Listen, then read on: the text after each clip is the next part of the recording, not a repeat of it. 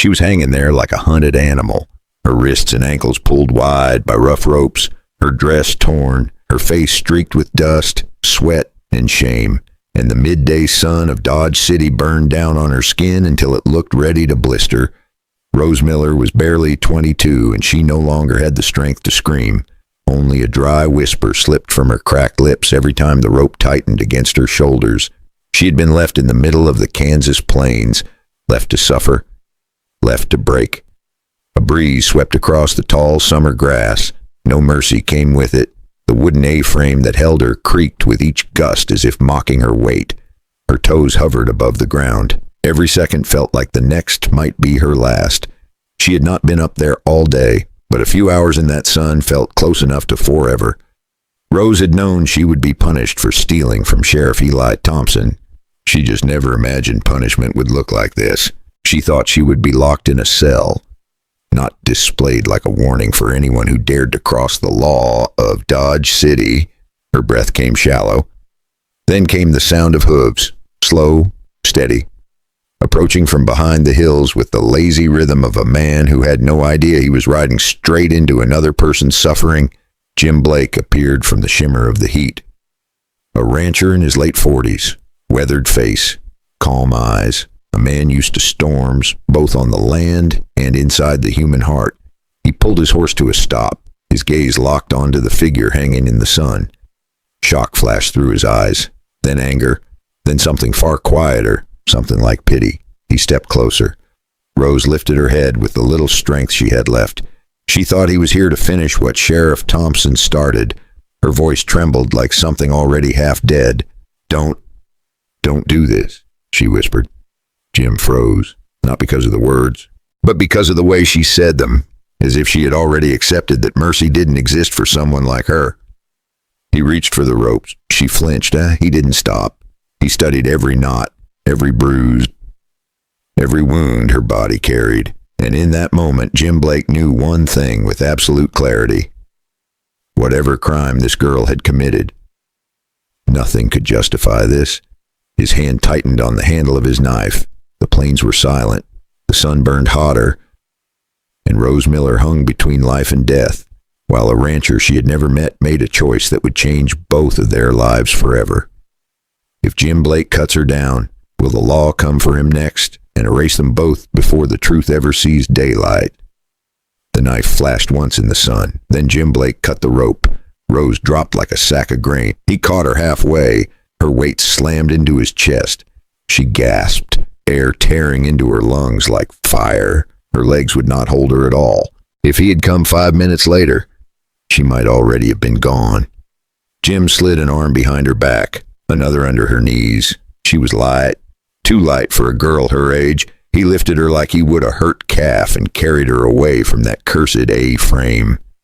He set her down in the shade of a scrubby tree for a while, gave her water and slow sips, and waited until her eyes could focus again before he even thought about putting her on a horse.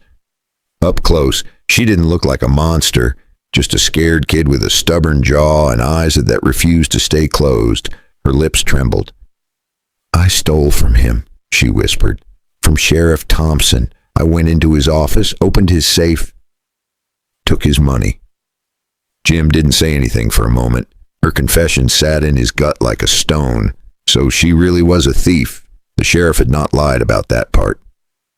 He set her gently in the saddle, then swung up behind her so she would not fall. Her head rested against his shoulders. The horse started moving. He could feel every shiver that ran through her. "You know he had every right to put you in a cell," Jim said quietly. "A cell?" she answered, voice rough. "Not a rope in the middle of the prairie." That shut him up for a good long while. They followed the Arkansas River, the water glinting beside them. Jim kept his eyes on the trail, but his mind was a storm. He respected the law. This land turned wild without it, yet what he had just seen didn't feel like law. It felt like cruelty dressed up as justice. By the time they reached the low hills where his ranch sat, the sun was dipping. The small house came into view, one porch, one chimney. Smoke curling lazy from the top.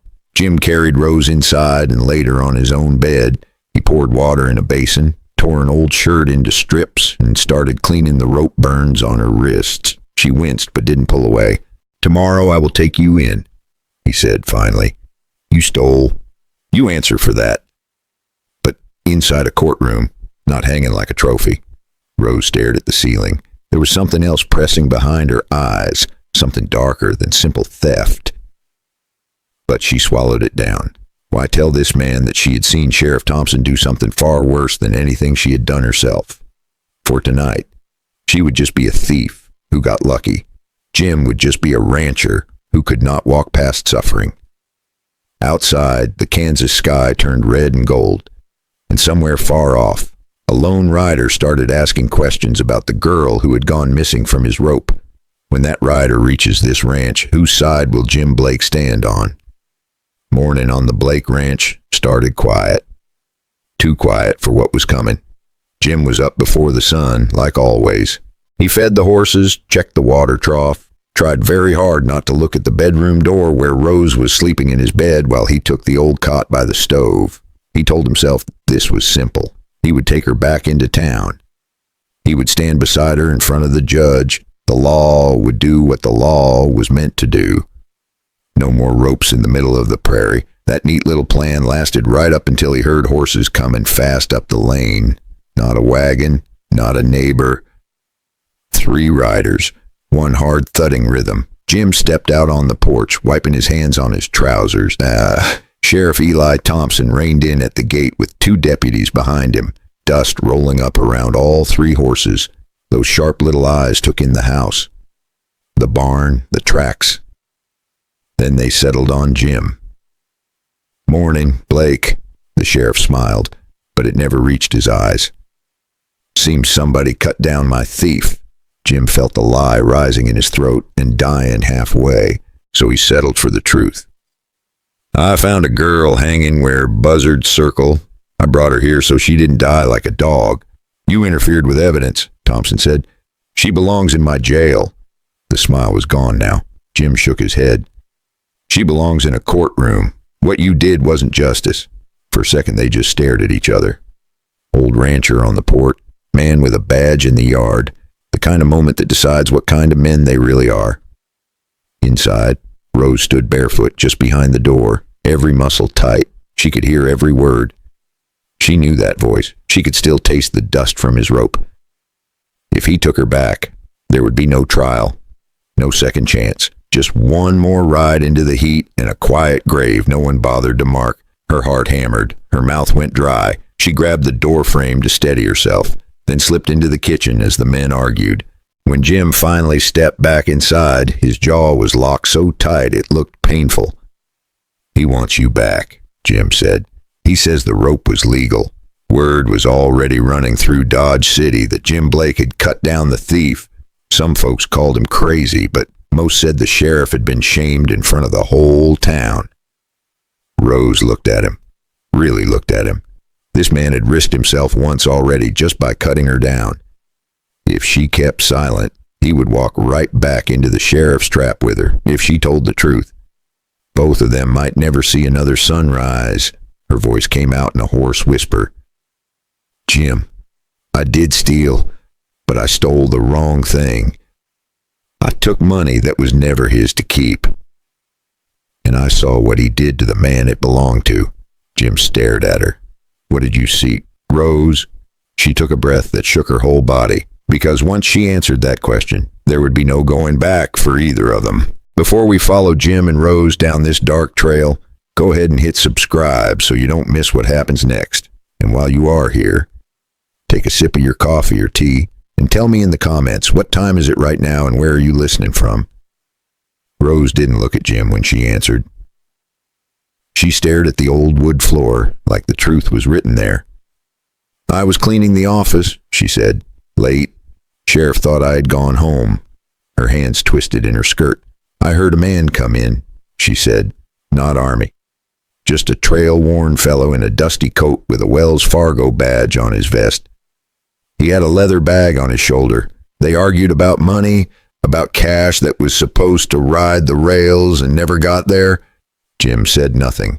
He could hear his own heartbeat. "Then I heard the gunshot." Rose whispered. "Just one."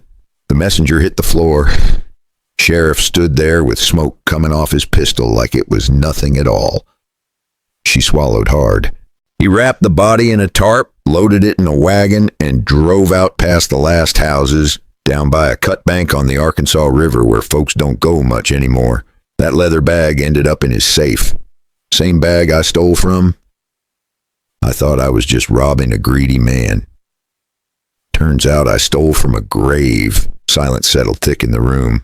Jim had seen bad men in his life. Cattle thieves, drifters. But a lawman killing a messenger for money, then hanging a girl to cover it. That's that different. "If we stay here," Rose said, "he will come back with a rope and a story. And only one of those will be true." Jim rubbed his face, then looked toward the window where the sheriff had ridden in. "Fort Dodge," he said quietly. "Soldiers there know the railroad men. They will care if a Wells Fargo bag goes missing, and the sheriff doesn't own their ear." By sundown, they were in the saddle. Jim tied a small bedroll behind his horse, tucked the stolen pay bag deep under his coat, and helped Rose up in front of him. She still moved like every step hurt, but her voice was steady. "If we do this, there is no going back," she said. "There was no going back the moment I cut you down," he answered. They followed the Arkansas River again, this time not at a walk, but at a hard, urgent run. Behind them, on the ridge near the Blake Ranch, Sheriff Thompson watched two tiny figures riding west, dust curling up behind them. His two deputies shifted in their saddles, waiting for his word. He didn't need a spyglass to understand if they reached the fort, his rope tricks were finished. His whole life was finished. He spurred his horse so hard it screamed and motioned for one deputy to ride with him while the other circled back to cover their tracks. 3 guns chasing one rancher and one girl who knew far too much. Night began to fall as Jim and Rose saw the first lanterns of Fort Dodge in the distance. Hoofbeats thundered closer behind them. If the soldiers at that gate believe the sheriff before they believe a thief and an old rancher, what do you think happens on that dark road next? At the edge of the fort, a sentry stepped forward with his rifle. He shouted for them to stop. Jim hauled on the reins so hard the horse slid. Rose almost slipped from the saddle. The sentry didn't care who they were. He cared that it was near dark and 3 riders were making noise at his gate. Sheriff Thompson came in a heartbeat later with 2 deputies behind him, their horses lathered with sweat. His badge catching the last of the daylight. Everybody started talking at once. The sheriff waving his badge, Jim holding up his empty hands, Rose barely holding on to the saddle horn. The sentry did what a good soldier does. He shut the gate. He separated them. Then he sent for an officer. "That girl is a thief," the sheriff snapped. "The old man is hiding her. I am here to bring her back to Dodge City Justice." Maybe that would have worked any other day. But Jim Blake had not ridden all this way to stay quiet. He slid off the horse, legs shaking, lungs burning, and pulled the heavy leather pay bag from under his coat. He tossed it at the soldier's feet. "That is Wells Fargo money," Jim said. Their rider never made it to the rails. She saw why. Every eye turned to Rose. She could have stayed silent, could have slipped back into the shadows and let her chance die right there. Instead, she slid down from the saddle and stood beside Jim. Her voice shook, but it didn't break. She told him about the gunshot in the office, about the Wells Fargo man hitting the floor, about the body hauled out of town under a tarp toward a lonely cut bank on the river. The officer didn't rush to judgment. Papers were taken. Names were written down. A telegram was sent down the line to ask if a messenger had gone missing on that road. For the next few days, Jim and Rose were kept inside the fort, not as prisoners, but not exactly free either. They answered the same questions more than once. The story didn't change. When word came back that a Wells Fargo rider and his cash had vanished weeks earlier, the captain sent 10 men to Dodge City with Jim and Rose riding along under guard. Men like that don't forget the dead. Faces hardened, rifles lifted. And for the first time in a long time, the sheriff found himself staring down barrels that were not on his side. They rode back to Dodge City with a small squad of soldiers and a federal man from the fort. They dug where Rose said to dig along a lonely cut bank on the Arkansas River. They found bones, bits of cloth, a small metal tag stamped with the express company mark that matched a missing rider. Eli Thompson was not dragged to the gallows the next morning. He was arrested and taken east under guard. A few months later, he stood in a courtroom in Topeka and faced a judge who didn't owe him any favors. As for Jim and Rose, they rode home, not as outlaw and captor, but as two people who had walked through the same fire and somehow come out standing. Rose worked the Blake Ranch to pay back what she had stolen, and a little more. She learned to tie ropes for colts, not for punishment. On quiet evenings, she and Jim sat on the porch watching the Kansas sky cool from gold to purple, saying very little, needing even less. Maybe that is the real heart of this story. Sometimes justice only happens because one stubborn soul